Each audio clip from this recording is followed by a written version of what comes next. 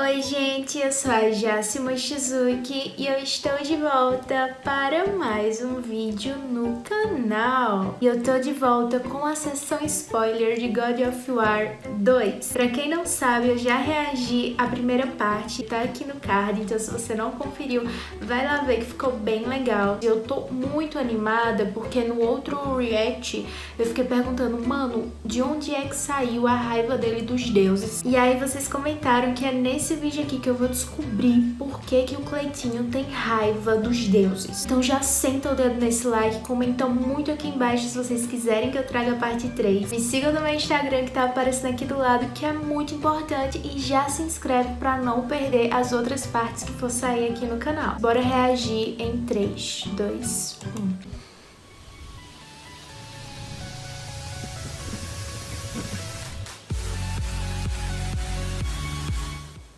E aí galera do canal do Sinal do Game, sejam bem-vindos à sessão spoiler de God of War 2. Pra quem não sabe, a sessão spoiler é um quadro aqui do meu canal, onde eu conto a história completa de qualquer game ou franquia com todos os detalhes e spoilers. E depois de contar toda a história de God of War 1 no vídeo anterior, onde eu falei até mesmo das origens dos deuses, dos titãs e tudo sobre o universo de God of War, eu tô trazendo pra vocês God of War número 2, tá certo? Caso não tenha assistido a sessão spoiler de God of War 1, saiba que é altamente recomendável que você assista pra entender os eventos desse game aqui.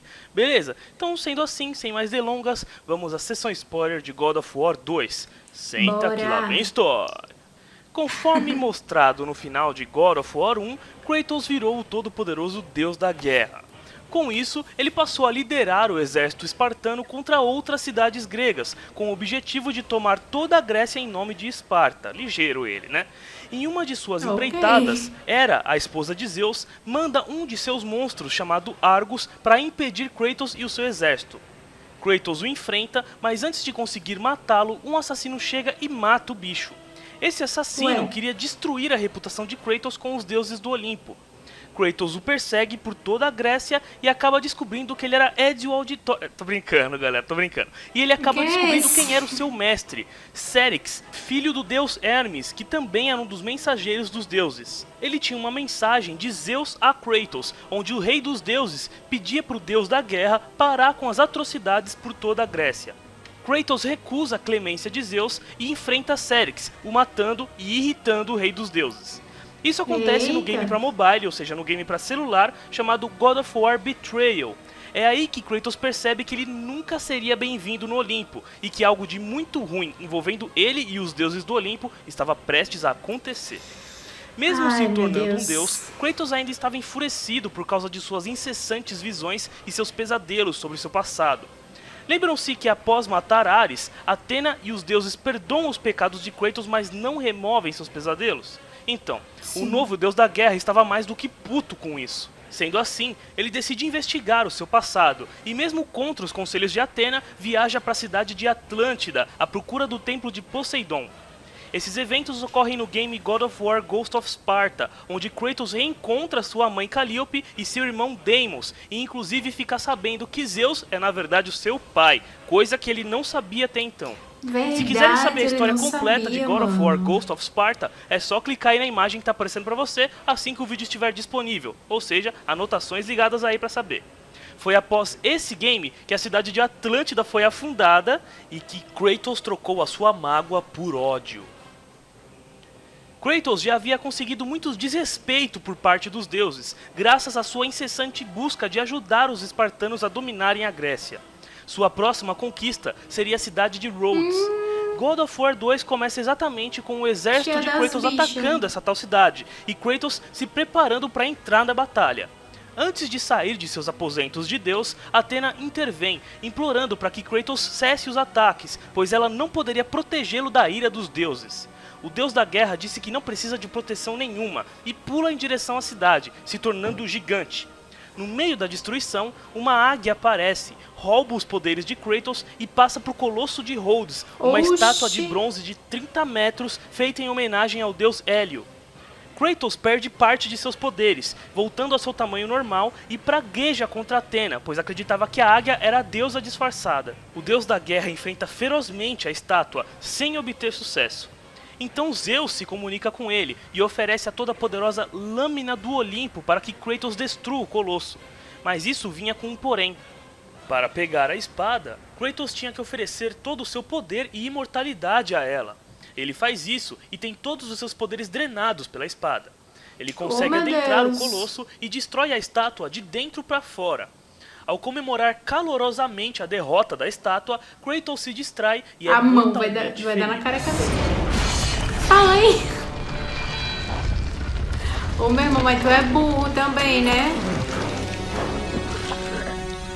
Meu Deus do céu, irmão.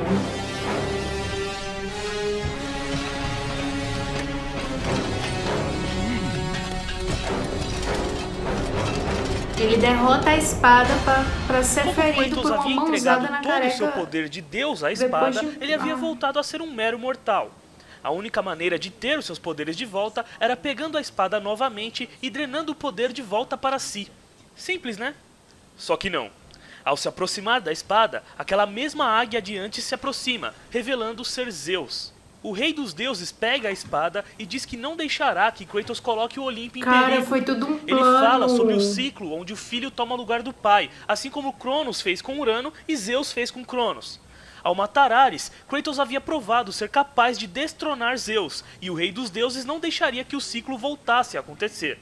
Sendo assim, ele fala para Kratos se curvar e jurar obediência eterna aos deuses. Obviamente, o protagonista se recusa, forçando Zeus a atacá-lo e em seguida matá-lo. Eita, carai. Matá-lo? Também, olha, Cleitinho, Tapioca e Curirim. Pra morrer e ressuscitar. Quer ver ressuscitar? Já morreu 500 vezes. The cycle ends here. Ele que acha? Eita!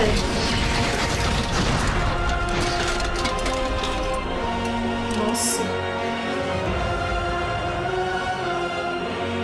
You will pay for this, Zeus. Be certain of that.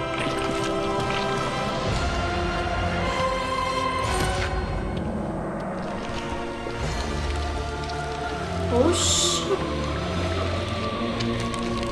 Diabos. Kratos morre e é levado para uma eternidade de tormentos no submundo. Mas Gaia, a Titanide mãe de toda a Terra, aparece e diz para Kratos que ela o vigiou durante toda a sua vida e que não poderia deixar que um possível aliado tão poderoso dos Titãs morresse de tal forma. Ela cura os ferimentos de Kratos, fazendo-o voltar à vida, e promete que irá ajudá-lo a buscar vingança contra Zeus, junto dos outros titãs. Kratos escapa do submundo e encontra o único soldado espartano que havia sobrevivido ao ataque de Zeus. O protagonista ordena que ele volte a Esparta e a proteja de qualquer mal. Após se despedirem, Gaia chama o cavalo alado Pégasus para ajudar Kratos. O protagonista monta na criatura e parte em direção ao Monte Olimpo. No meio do caminho, a Titanide Gaia intervém dizendo que Kratos era agora um mero mortal, portanto não poderia enfrentar os deuses no mano a mano. A única maneira de derrotá-los era voltando ao passado e pegando a lâmina do Olimpo antes que Zeus o fizesse. Para isso, o protagonista deveria encontrar as Moiras, mais conhecidas como as Três Irmãs do Destino. Elas eram responsáveis pelo tempo e pelo destino de todos os seres vivos, sejam mortais, titãs ou deuses.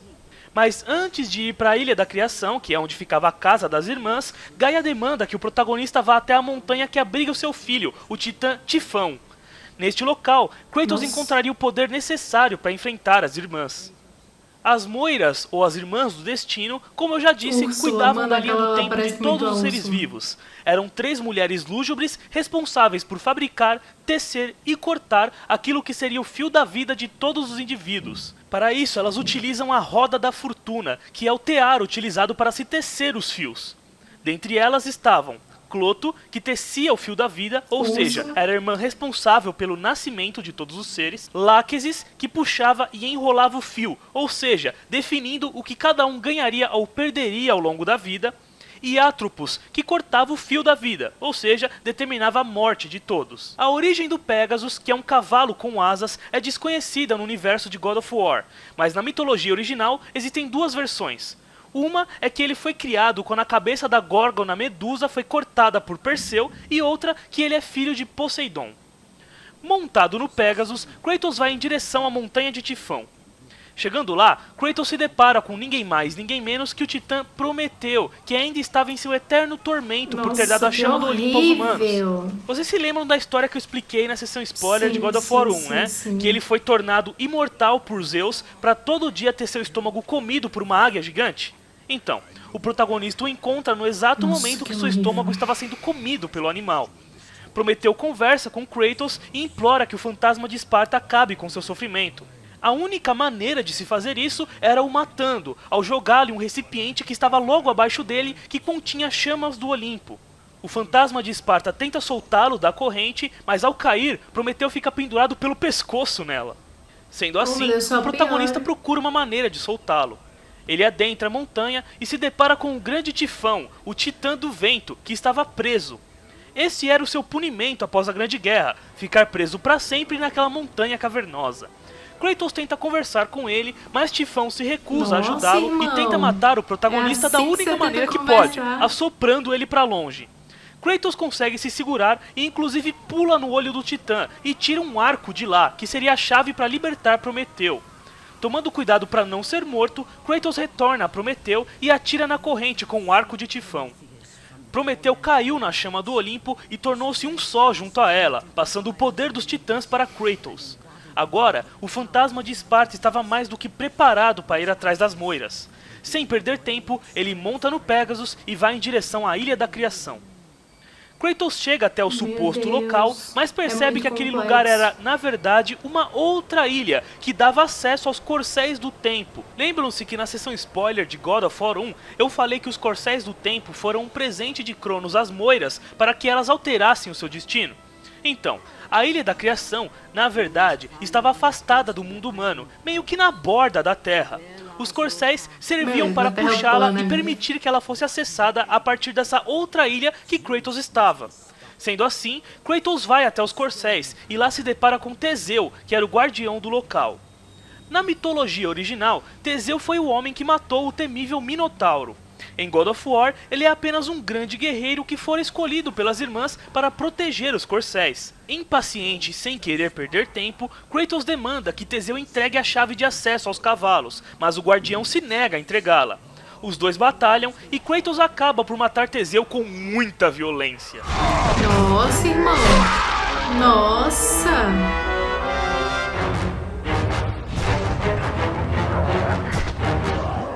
Oxi! Nossa!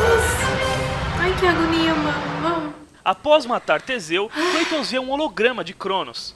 O Titã diz que antes de ser derrotado pelos deuses, escondeu seus poderes nos Corcéis e que, para o bem dos titãs, somente um grande guerreiro seria digno dele.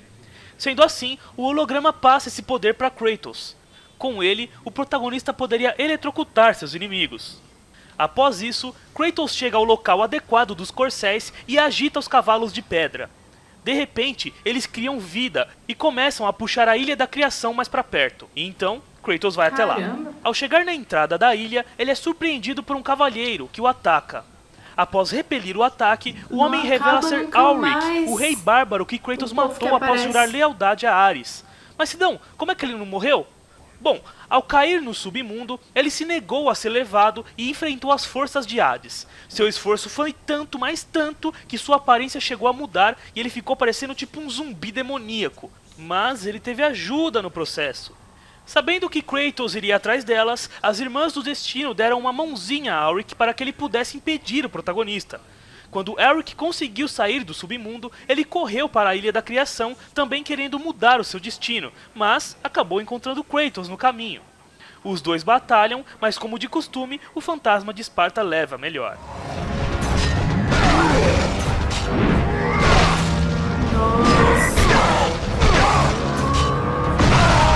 Após matar Auric, Kratos acaba enfrentando Euryale, que era a irmã de Medusa. O protagonista a mata e pega sua cabeça, podendo novamente petrificar inimigos. Só que eu acho, cara, não que seja pra ser bonito, mas é feio pra pôr. Olha isso, meu Deus.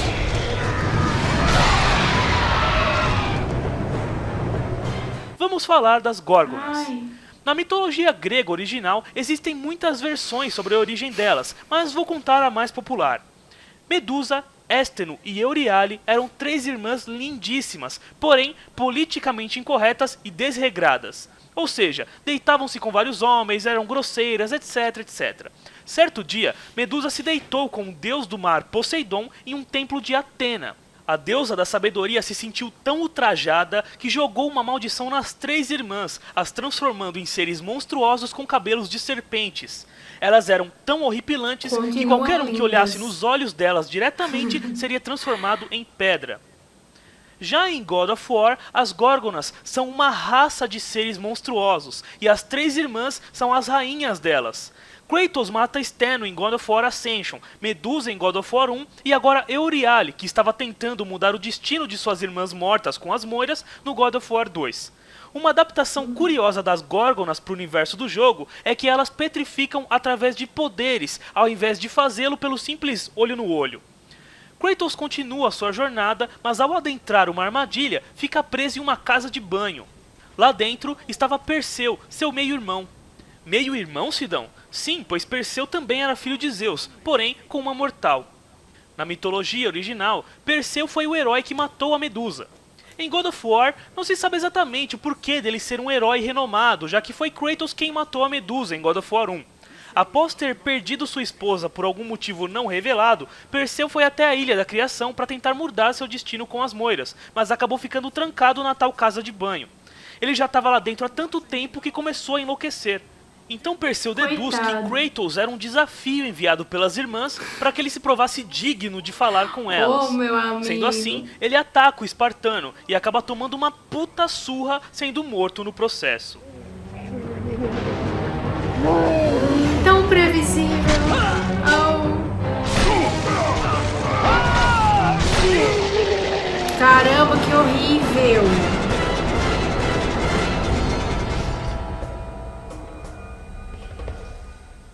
Chegando perto do palácio das irmãs, Kratos se depara com Ícaro, um velho louco com asas em suas costas. O velho diz que é ele que vai falar com as irmãs e ataca o protagonista. Durante a briga, os dois caem da ponte que estavam e passam a brigar no ar. No final, Kratos arranca as asas do velho, flutuando para um local seguro enquanto Ícaro cai no submundo. O grito dele.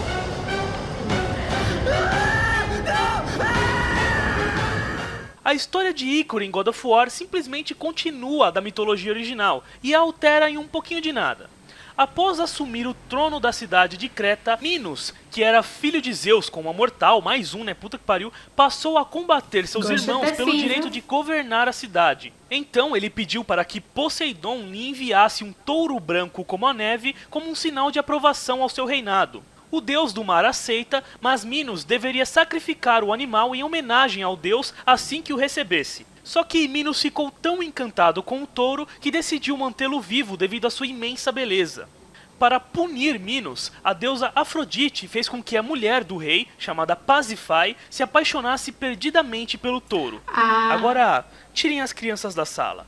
Sendo assim, Pasífae pediu ao artesão Dédalo que lhe construísse uma vaca de madeira na qual ela pudesse se esconder dentro e ter relações com o touro branco.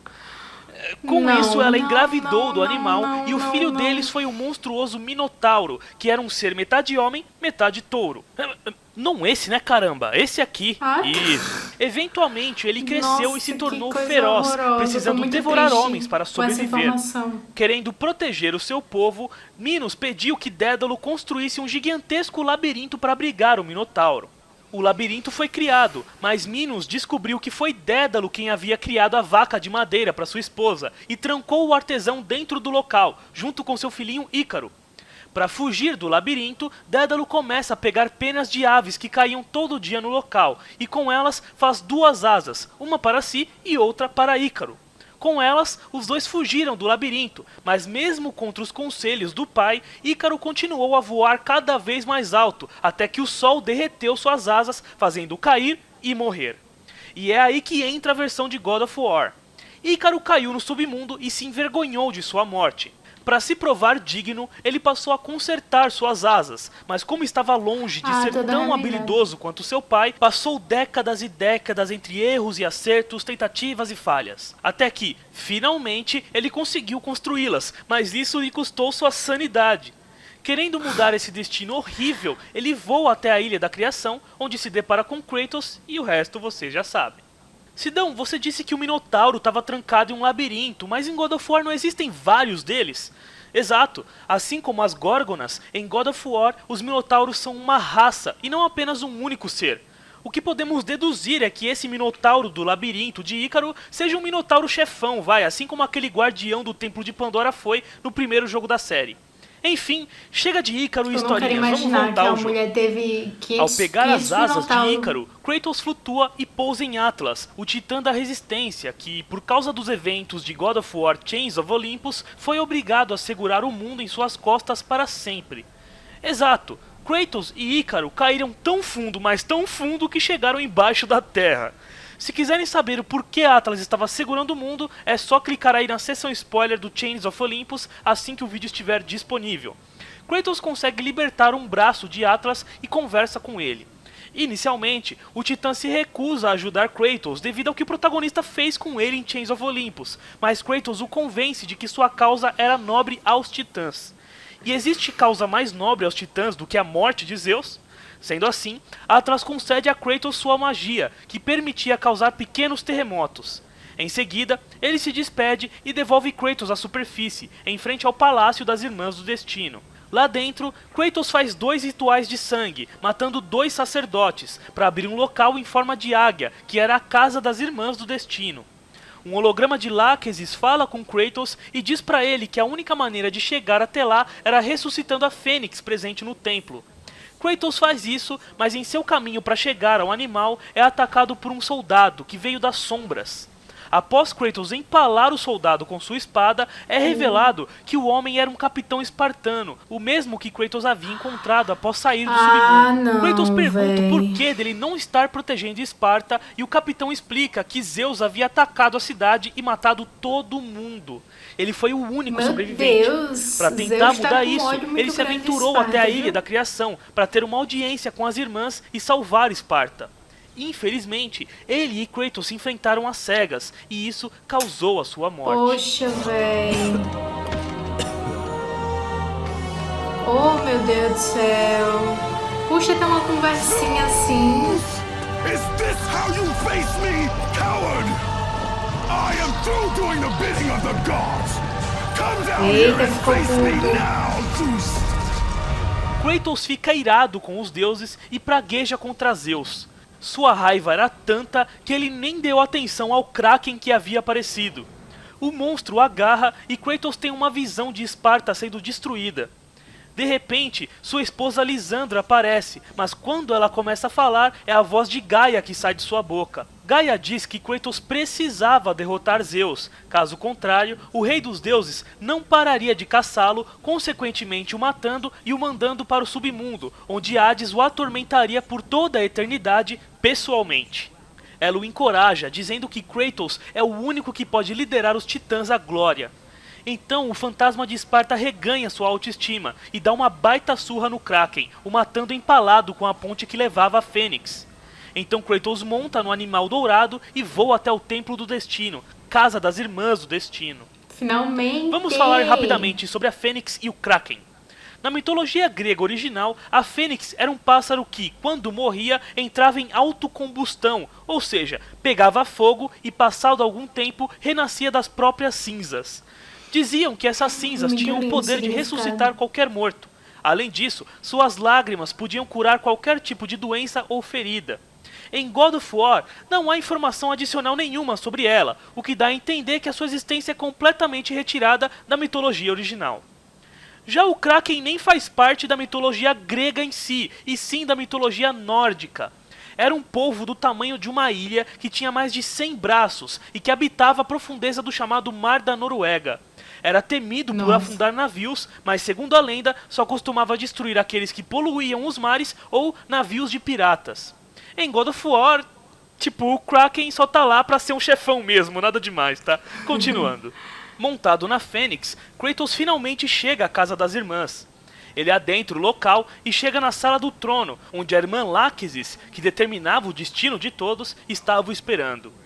Eles conversam e ela diz que o destino de Kratos estava nas mãos dela e que matar Zeus não fazia parte dele. Mesmo assim, Kratos se nega a desistir e os dois passam a se enfrentar. Quando estava prestes a vencer Lachesis, a irmã Atropos, responsável por cortar o fio da vida, aparece.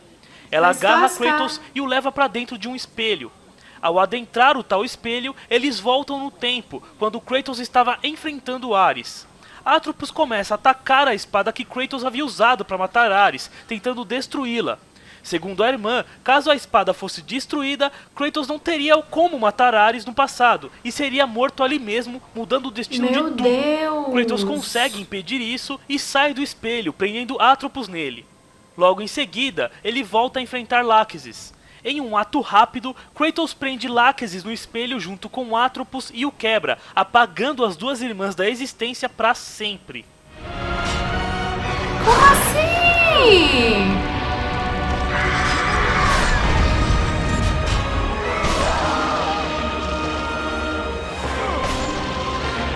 Como, mano?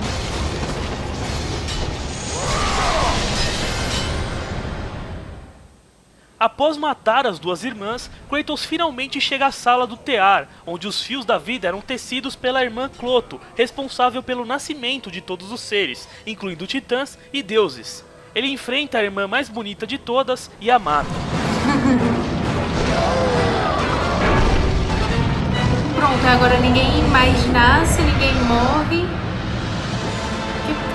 Oh Deus, eu não entendi. Após matar as 3 Moiras, Kratos agora tinha o controle sobre o próprio destino, assim como o destino de todos os mortais, titãs e deuses. Sem pensar 2 vezes, ele puxa o fio de sua própria vida, até o momento em que Zeus o mata com a espada do Olimpo. Sendo assim, ele pula no espelho e volta no tempo. Even now, as you draw your last breath, you continue to defy me? No matter. E por que ele não voltou pra época da família dele, não matou a família dele? The Sisters of Fate have aided you. Unexpected. The Sisters are dead. I underestimated you. A mistake I do not intend to repeat.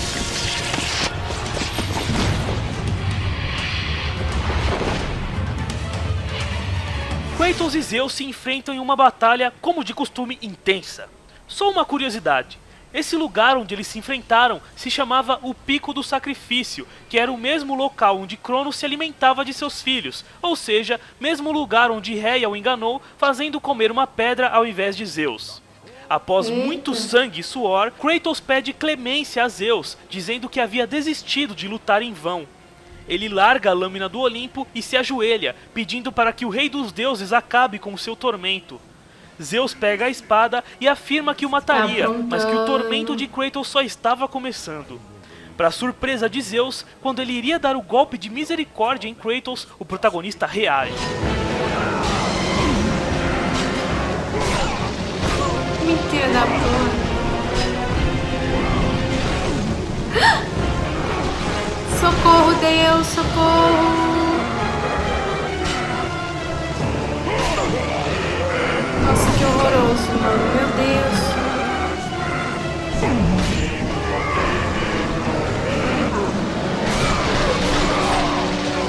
Kratos estava prestes a matar Zeus, mas Atena aparece e o impede. Irado, o fantasma de Esparta empurra e corre para dar o golpe final no rei dos deuses. E nesse exato momento, Atena entra na frente e é empalada pela lâmina do Olimpo. Não, Kratos! Ele vai matar a Atena. Athena! No! Oh, meu Deus do céu, mulher burra. Antes ele do que tu. Why do you sacrifice yourself? To save Olympus. I do not seek to destroy Olympus. Only Zeus. Zeus is Olympus. He brought this to himself. Because of fear, Kratos. A fear felt by his father, Kronos. A fear that wrought the Great War. A fear that drove Zeus to kill you. His own son. His son? Just E as aí? Zeus was compelled to destroy his father, Kronos. You are compelled to do the same. No son should destroy his own father. No. I have no father. Morreu em vão. God Oh, after mulher. God will deny you, Kratos. They will protect Zeus. Zeus must live so that Olympus will prevail. If all on Olympus will deny me my vengeance, then all on Olympus will die. I have lived in the shadow of the gods for long enough. The time of the gods has come to an end. Meu Deus.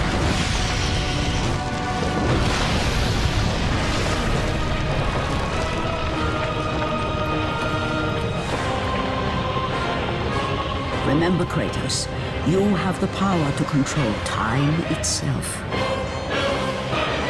Após Atena morrer, Verdade. Gaia relembra Kratos que ele tem o poder sobre o tempo. Sendo assim, ele retorna à sala do tear do destino e puxa os fios da vida até a grande guerra entre os deuses e titãs. Ele volta nesse tempo e fala com Gaia, afirmando que a única maneira dos titãs vencerem os deuses era no futuro, onde Ares e Atena estavam mortos e os deuses enfraquecidos. Com isso, Kratos leva todos os titãs de volta para o seu tempo e com eles sobe o Monte Olimpo, pronto para dar um fim a todos os deuses. Tô passada, chocada. Velho, é muito complexo, muito complexo. Zeus, your son has returned. I bring the destruction of Olympus. Ele não tinha pai, agora ele é filho de Zeus.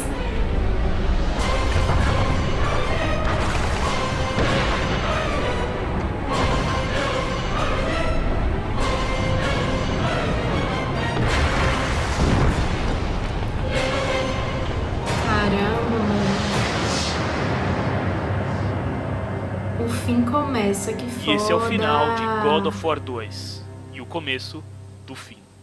Gente, é muito complexo, cara. Meu cérebro às vezes quer dar uns bugzinhos, sabe? Mas tipo, eu fiquei pensando por que ele não puxou o fio do destino até a época da família dele, que ele era normal e ficou por lá mesmo e não matou mais a família, ficou lá com a filha, enfim, não sei. Tem umas cenas, né, que normalmente é quando ele tá descendo o cacete e matando o povo, que, gente, eu juro, me dá uma agonia ver aquele sangue, aquele negócio assim, que eu fico quase tendo um troço. Tá sendo interessante, tá dando pra entender o ódio que ele teve aqui dos deuses. Confesso que eu tô muito curiosa pra ver como é que vai desenrolar isso no God of War 3. Entretanto, como eu sempre falo, eu só vou trazer a continuação se vocês gostarem desse vídeo. Então, se vocês quiserem que eu traga, gostem muito, ou seja, deixem muito like e comentem bastante aqui embaixo que vocês querem a parte 3. E, gente, é isso. O Cleitinho é lascado na vida, tá com sangue no zóio, e aí o desenrolar só nos próximos capítulos. Tô gostando pra caramba, espero que vocês também estejam gostando dos reacts.